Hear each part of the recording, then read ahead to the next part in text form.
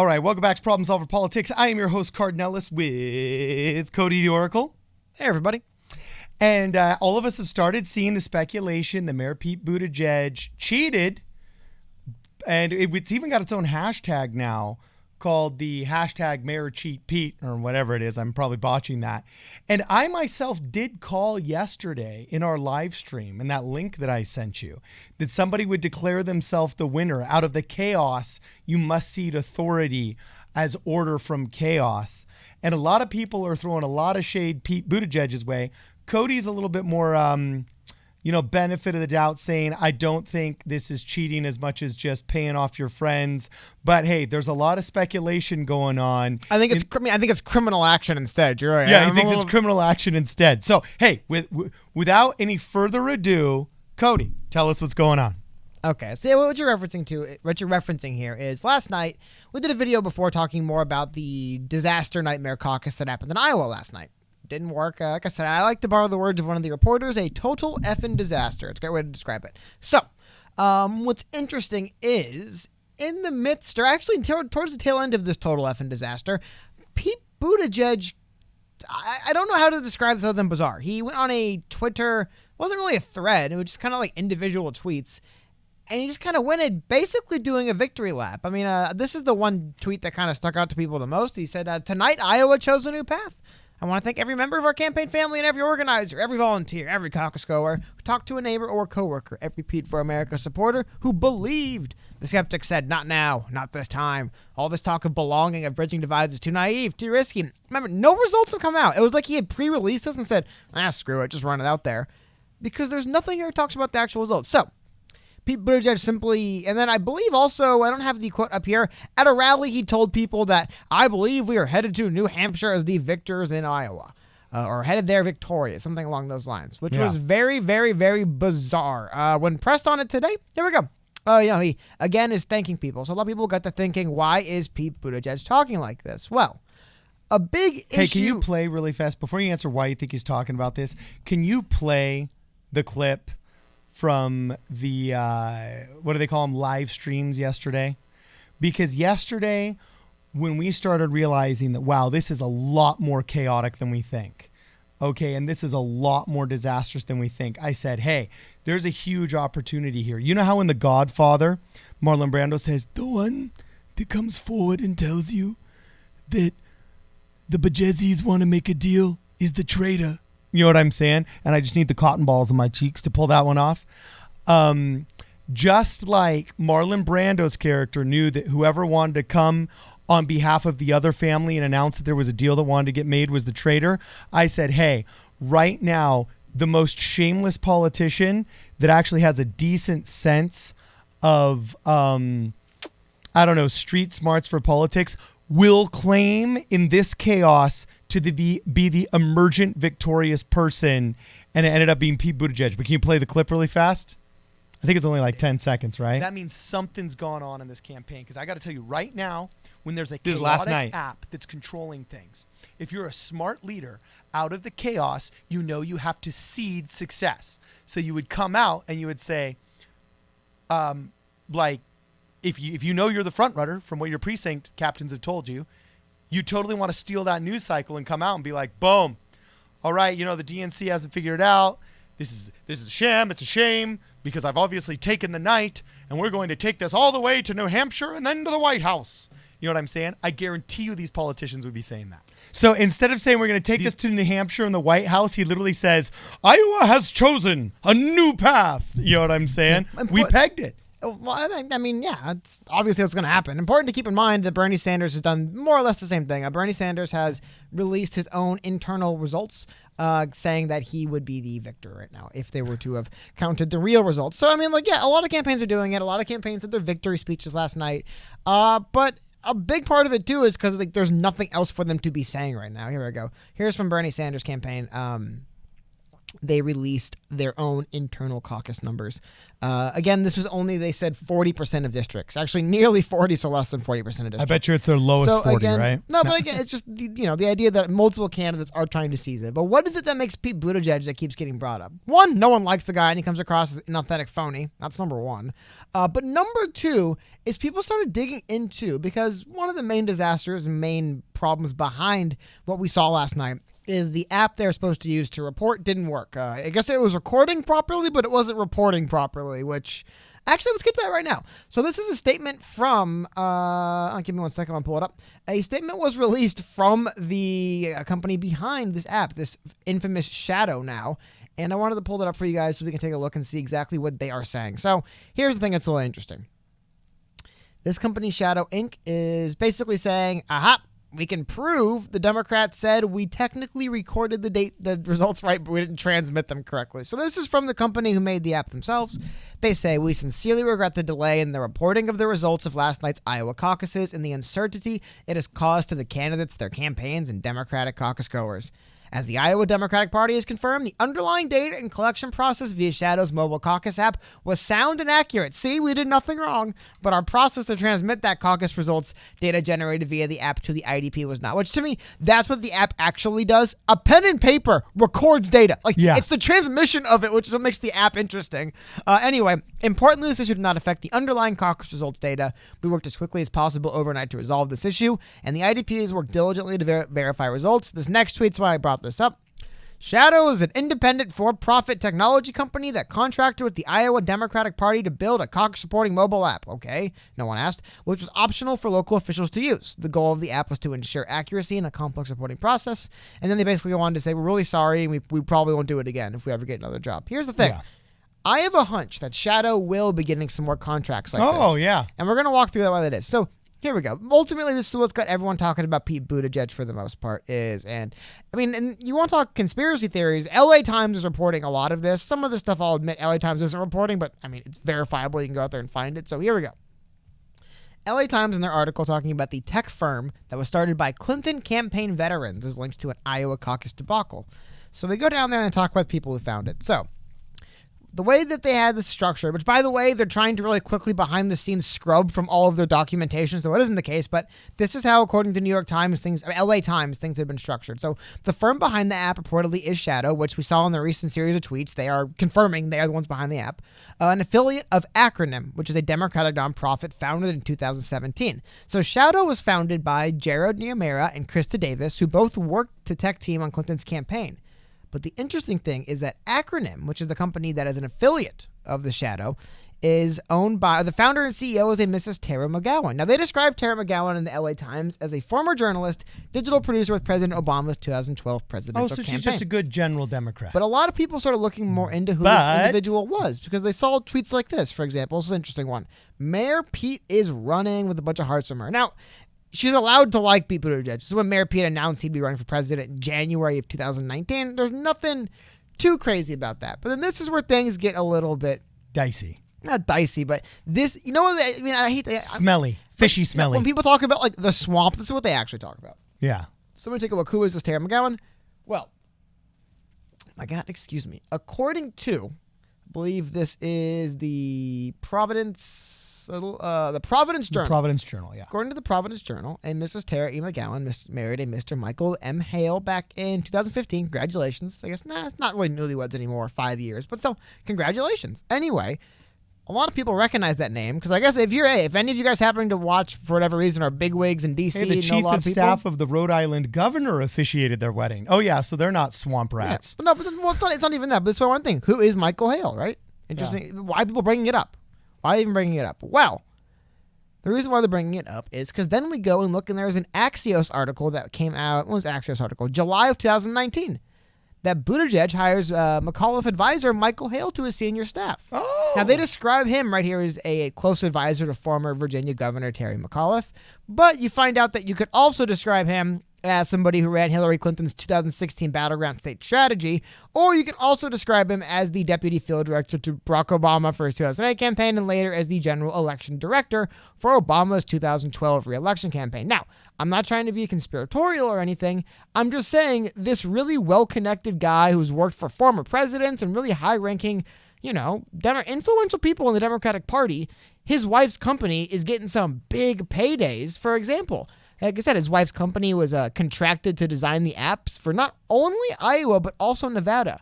Now, according to FEC filings, the amount of money that they received to design these two apps. By the way, as we pointed out, the one they ran out in Iowa didn't work at all. Didn't work at all. It just literally was not sending information. Well, for that privilege, the state of Iowa, by the way, by the own admission of Shadow, it didn't work correctly. For that privilege, the Iowa Democratic Party paid, again, a very high-ranking official and former advisor with many former presidents' wife's company, or, one of her companies, $60,000. Now, Nevada is also having a similar system coming up in the 22nd. They're going to be using a similar app, different, but an app to report. They had also paid this company Shadow $60,000. Now, what's very interesting is after all this chaos broke, the Nevada Democrats came out and said, we will no longer be using the app that we spent $60,000 on. It seems the Nevada Dems know what they're doing, however, and they had fail-safes in place, and they say they'll be ready for when this comes. But it's just really, a lot of people are saying people are accusing, like you said, Mayor Pete of cheating, but to me, man, this is the corruption in the background.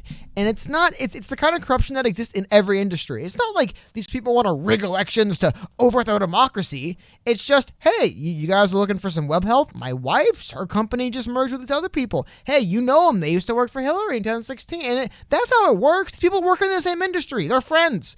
Seriously, is it just a coincidence that some guy who's like a former Obama representative, and like I said, this woman isn't just his wife, she's a reporter and she worked for, I believe, Obama as well, or Clinton. It's probably how they met. Like, the idea being these just connected political, operatives who work for the campaigns are probably well liked if they're still working for the campaigns, just happen to be getting big contracts from Democrats to do this stuff.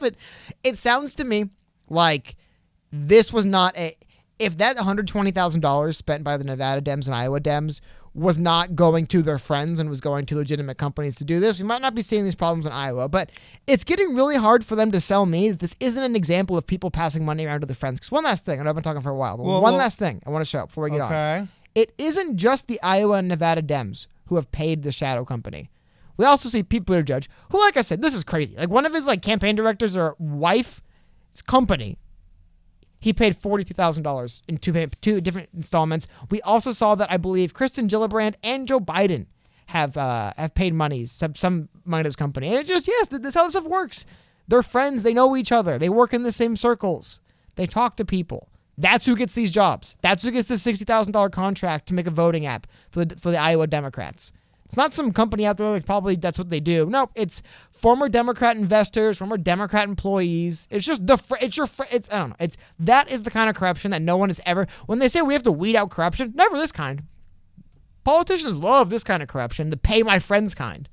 I don't know. I'm sorry, because I went too long, but that's all the nonsense we've discovered. Well, see, no, I agree with you that oftentimes you cannot attribute to malice that which can be attributed to incompetence. Okay. And I will always believe in human incompetence over their ability to conspire and execute conspiracies effectively. Okay. However, that means Democrats are stuck in a really bad rock and a hard place now because they either have to admit, yes, we're incompetent. And our biggest platform right now is Medicare for all and a complete and total takeover and nationalization and governmental takeover of the most important aspect of your life, your health. Okay. But we can pull it off, but wait, we can't. So they're either stuck in that rock or in the very hard place of, well, Pete Buttigieg has declared himself the winner and, he probably is, according to an app designed by, the wife of his chief of staff. And, this is unmitigatable. You know what I'm saying? It's unmitigatable. I understand that, yes, maybe all of this can happen. It's not uncommon that the swamp has a very familial revolving door and so on and so forth. After all, John the Baptist was a cousin to Jesus You know what I'm saying, in the New Testament. So sometimes these big movements can be family affairs. I get it, okay?